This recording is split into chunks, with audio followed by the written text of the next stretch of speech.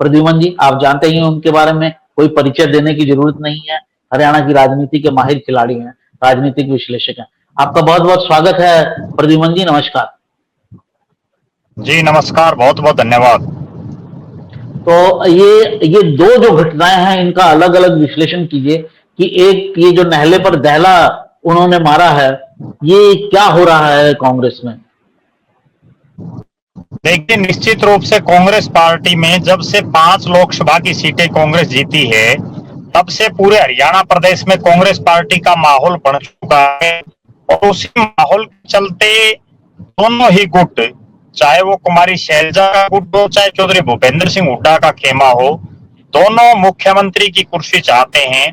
और कुमारी शैलजा को एक बड़ा तो तब लगा, किरण चौधरी के जी आ रही है। तो कांग्रेस पार्टी में जो एसआर के गुट था कुमारी शैलजा का, उसको एक बड़ा झटका तो तब लगा जब किरण चौधरी उनको छोड़ करके चली गई। और दूसरा बड़ा झटका उनको तब लगा जब चौधरी वीरेंद्र सिंह डूमरखा, जो अभी तक कुमारी शैलजा के खेमे में खड़े हुए दिखाई दे रहे थे, वो अचानक एकाएक, ना ही उनका पहले से कोई कार्यक्रम बना हुआ था, उसके बावजूद वो जो है चौधरी भूपेंद्र सिंह हुड्डा और चौधरी उदय भान के साथ प्रेस कॉन्फ्रेंस में आना, उनका कहीं ना कहीं ये दिखा रहा है कि कांग्रेस पार्टी में भूपेंद्र सिंह हुड्डा धीरे धीरे सर्वे सर्वा नेता बनते जा रहे हैं। इसके पीछे एक बहुत बड़ी वजह जो चौधरी वीरेंद्र सिंह आए, वो मैं ये मान रहा हूं कि उनके बेटे ब्रिजेंद्र सिंह की जो टिकट कटी, उसमें कहीं ना कहीं एक बहुत बड़ा रोल चौधरी भूपेंद्र सिंह हुड्डा का रहा। और उन्हीं के चलते जयप्रकाश जेपी को टिकट मिली। अब चौधरी वीरेंद्र सिंह को यह अवश्य खतरा होगा कि अगर चौधरी भूपेंद्र सिंह हुड्डा विधानसभा चुनाव में भी वीटो कर देते हैं, चूंकि हिसार लोकसभा में जयप्रकाश जेपी सांसद बन गए हैं, तो उस हिसाब से ऐसा लग रहा है कि उनको अपने बेटे ब्रिजेंद्र सिंह की टिकट पर जो खतरा मंडरा रहा है, उसका कहीं ना कहीं कम करने के लिए और उचाना से अपने बेटे ब्रिजेंद्र सिंह को टिकट दिलाने और विधायक बनाने के लिए चौधरी भूपेंद्र सिंह हुड्डा की बड़ी आवश्यकता है।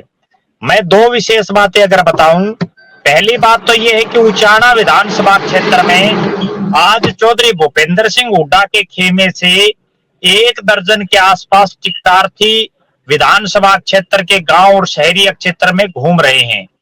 और तमाम जो टिकटार्थी बन जाता है जो भी व्यक्ति, तो उसके पल्ले 1000, 2000, 500, 3000 वोट जरूर हो जाती हैं। तो निश्चित रूप से एक बड़ा खतरा ब्रिजेंद्र सिंह को अगर कांग्रेस की टिकट मिल भी जाती है, तो जो ये 1 दर्जन के आसपास टिकटार्थी हैं, ये एक बड़ा खतरा उनके लिए है। और पहली बार ऐसा हो रहा है कि उचाना में कांग्रेस पार्टी के इतने भारी तादाद में टिकटार्थी दिखाई दे रहे हैं। दूसरी बड़ी बात, कुमारी शैलजा चूंकि लोकसभा के चुनाव में मात्र एक स्वयं की सीट टिकट ले पाई, उनके तमाम साथियों को टिकट नहीं मिली, तो कहीं ना कहीं कांग्रेस पार्टी में जो कुमारी शैलजा के साथी हैं, उनको ये खतरा है कि विधानसभा में भी कहीं उनके साथ लोकसभा वाली ना बन जाए। अगला जो आपने जो प्रश्न पूछा कि कुमारी शैलजा की यात्रा के ऐलान के एकाएक बाद चौधरी भूपेंद्र सिंह हुड्डा और उदय भान जी ने अपनी यात्रा का ऐलान कर दिया, तो ये कोई बहुत पुरानी कांग्रेस में ऐसा होता रहता है, ये कोई विशेष बात नहीं है। क्योंकि जब चौधरी भूपेंद्र सिंह हुड्डा और उदय भान जी ने विधानसभा क्षेत्र वाइज रैलियां रखने का कार्यक्रम किया, तब भी कुमारी शैलजा ने अलग अलग इलाकों में अपने कार्यक्रम रखे। एक बार रथ यात्रा के माध्यम से कुमारी शैलजा, किरण चौधरी और रणदीप सिंह सुरजेवाला लोकसभा चुनाव से पहले हरियाणा प्रदेश में घूमे थे। और अब चूंकि उन्होंने जो शहरी क्षेत्र हैं, जहां कांग्रेस पार्टी मजबूत नहीं है, बीजेपी का अच्छा वर्चस्व है, तो उन इलाकों में जो अपनी यात्रा करने का फैसला किया है। और उसके बाद भूपेंद्र सिंह हुड्डा ने दूसरी तरफ अपनी यात्रा का ऐलान कर दिया। ये दर्शा रहा है कि राहुल गांधी की नसीहत के बावजूद हरियाणा में कांग्रेस पार्टी एकजुट नहीं है। और हरियाणा में कांग्रेस पार्टी एकजुट ना होने की वजह से आने वाले विधानसभा चुनाव में हो सकता है उनको बड़ा खामियाजा इसका भुगतना पड़ जाए। जी जी, आपने जो पहले बात कही चौधरी वीरेंद्र सिंह की कि उनके पुत्र की सीट है, ये बिल्कुल सही बात है। अपने बेटे के मोह में कि उनको टिकट मिल जाए, इस बार भी ना कट जाए, वो जी जरूर गए। लेकिन उसके पीछे जो कारण है, जो भूपेंद्र हुड्डा, पहले तो भूपेंद्र हुड्डा और इनकी आपस में कभी बनी नहीं। हालांकि आपस में रिश्तेदारी में है, बुआ मामा का रिश्ता है इनका, इनके परिवार का, जी लेकिन इनकी आपस में कभी नहीं बनी। और दोनों ही जो है वो सीएम के पद के जो इच्छुक रहे, जिसमें भूपेंद्र सिंह हुड्डा बाजी मार ले गए और चौधरी वीरेंद्र जी सिंह पीछे रह गए। अब जो ये जो अब जो विरोध है भूपेंद्र सिंह जी का वीरेंद्र सिंह के प्रति, वो अपने लेवल का विरोध नहीं है। दरअसल भूपेंद्र हुड्डा जो है वो चाहते हैं कि उनकी अगली पीढ़ी यानी उनके बेटे भी मुख्यमंत्री के लिए तैयार हो जाए, और वो किसी भी ऐसे नेता को पैदा नहीं होने देना चाहते जो उसका हम उम्र हो। ये उनका एक इश्यू लगता है। जो जो उनमें वो जो चौधरी वीरेंद्र सिंह के बेटे हैं ब्रिजेंद्र सिंह, वो पुराने आईएएस ऑफिसर हैं। उनकी अगर वो जीत जाते हैं तो वो अगली पीढ़ी में एक पोटेंशियल एक खतरा हो सकते हैं दीपेंद्र हुड्डा के लिए। क्या ये भी एक कारण हो सकता है? जो ब्रिजेंद्र सिंह हैं उनकी सबसे बड़ी बात यह है कि वो पढ़े लिखे हैं, आईएएस अधिकारी रहे हैं, और सबसे बड़ी इससे भी बढ़ करके जो बात है वो ये है कि वो राहुल गांधी के साथ पढ़े हैं। राहुल गांधी के अच्छे मित्रों में वो शामिल हैं, और एक ही साथ राहुल और ब्रिजेंद्र सिंह पढ़े हैं, लिहाजा उनकी आपसी जो दोस्ती है, अगर ब्रिजेंद्र सिंह चुनाव जीतने में कामयाब हो जाते हैं तो भविष्य के नेता जरूर बन सकते हैं। मैं ये भी कहना चाहूंगा कि आज राजनीतिक तौर पर दीपेंद्र सिंह हुड्डा ब्रिजेंद्र सिंह के मुकाबले काफी बड़ा उनका कद बन चुका है, क्योंकि वो लगातार संसद में है और ब्रिजेंद्र सिंह एक ही बार जीते हैं।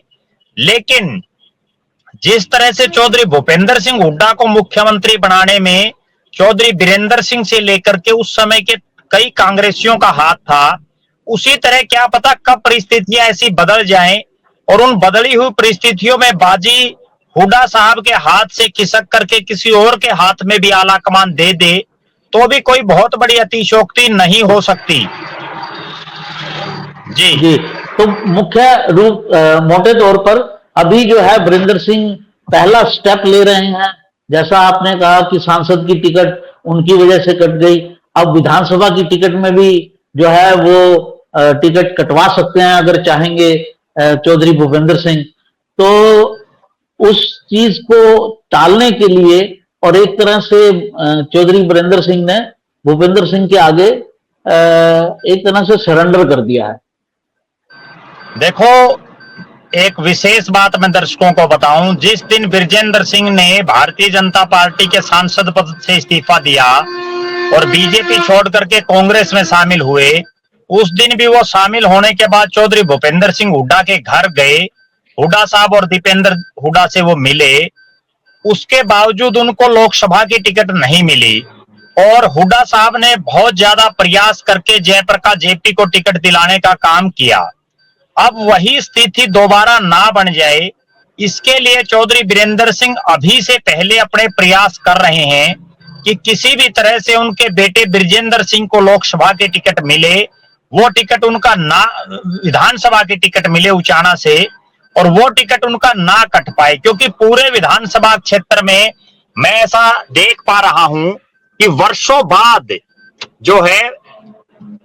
बाद इतने साल का राजनीतिक कैरियर चौधरी वीरेंद्र सिंह और का रहा है, पहली बार बाप और बेटा पिछले 1-1.5 महीने से हल्के के गांव में गली गली दर दर जो है लोगों के पास जा रहे हैं।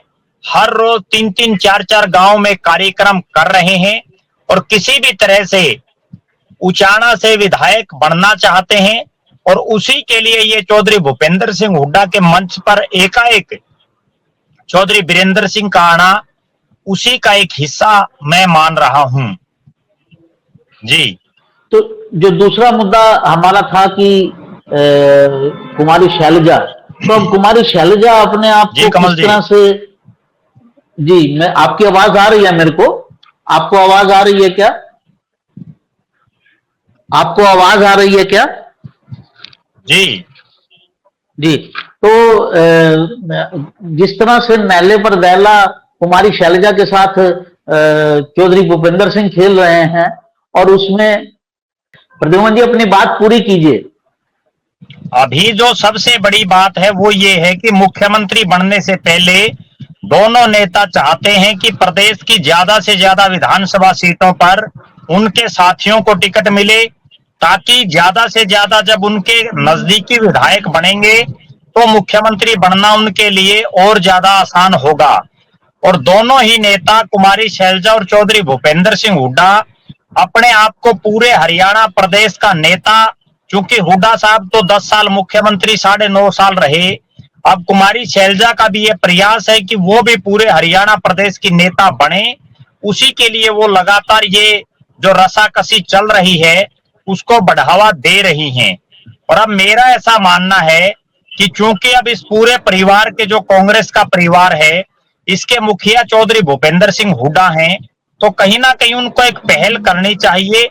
और वो पहल करके उनको कुमारी शैलजा को भी जिस तरह से वो चौधरी वीरेंद्र सिंह को अपने साथ लाए हैं, एक प्रेस कॉन्फ्रेंस में कुमारी शैलजा और रणदीप सिंह सुरजेवाला को भी अपने साथ उनको लाना चाहिए, जिससे हरियाणा प्रदेश की जनता में एक मैसेज जाए कि बेशक सभी नेता अपना अपना प्रयास मुख्यमंत्री बनने के लिए कर रहे हैं, लेकिन उसके बावजूद वो सभी एक मंच पर हैं।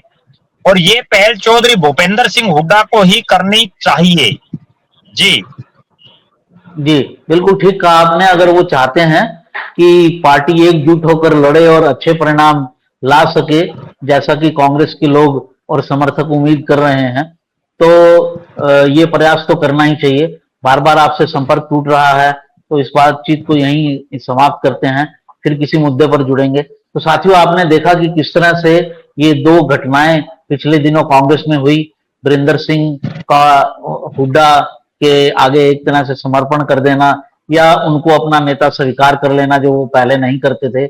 और दूसरा जो है, शैलजा जी के जो कोशिश थी कि वो भी पूरे प्रदेश की 40 सीटें, एटलीस्ट 40-45 सीटों पर दौरा करेंगी और अपने नेतृत्व को प्रभावी बनाएंगी, उसे एक तरह से मात देने की कोशिश भूपेंद्र सिंह हुड्डा जी के द्वारा करना, ये दो घटनाएं हुई हैं।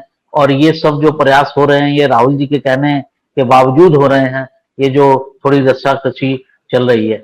इस अंक में इतना ही। प्रद्युमन जी, आपका बहुत बहुत धन्यवाद। आप हमारे साथ जुड़े और पूरी स्थिति पर विश्लेषण किया। नमस्कार। धन्यवाद, नमस्कार।